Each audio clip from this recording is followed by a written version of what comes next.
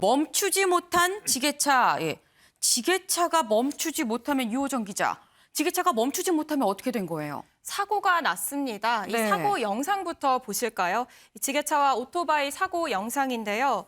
영상을 보시면 지게차가 좌회전을 합니다. 네. 신호는 좌회전 신호가 맞았는데 유도선보다 안쪽으로 좁게 들어가거든요. 네. 그 순간 이제 횡단보도 앞에 정차해 있던 오토바이를 들이받고요. 네. 안타깝게도 이 받은 이후에 바로 멈추지 못하고 네. 몇 미터 정도 더 간 뒤에 멈춰섭니다. 네. 이 사고로 오토바이에 타고 있던 저 남성 왼쪽 허벅지 아래 부분을 잃게 됐다고 하는데요.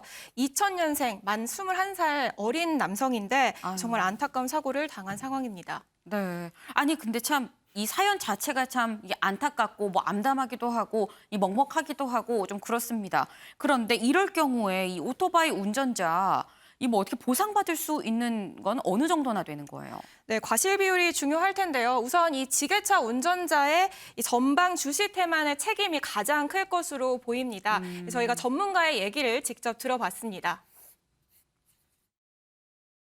지게차가 신호에 따라 좌회전한 건 맞습니다.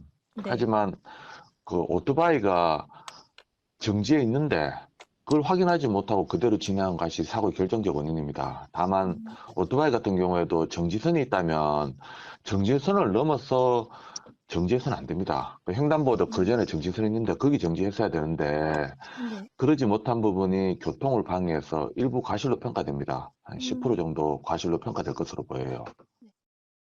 네, 우선 지게차 신호 위반은 아니었습니다. 하지만 이 정지해 있는 오토바이를 보지 않은 이 전방 주시 태만 과실이 가장 크다고 말하고요. 네. 그런데 오토바이 운전자에게도 과실이 있다는 게 전문자들의 공통 의견입니다. 네. 오토바이의 정차 위치가 문제인데요. 보시는 걸 보면 정지선은 사실 횡단보도 전에 있잖아요. 네. 그런데 정지선을 넘어서 심지어 횡단보도를 넘어서 오토바이가 서 있는 저 모습을 확인할 수 있습니다. 네. 이렇게 정지선을 넘어서 있다가 출발하면 사실상 신호 위반으로 여겨지는데요. 이렇기 때문에 오토바이 운전자에게도 10%에서 많게는 15% 정도의 과실이 있을 것으로 보인다고 설명했습니다. 그렇군요.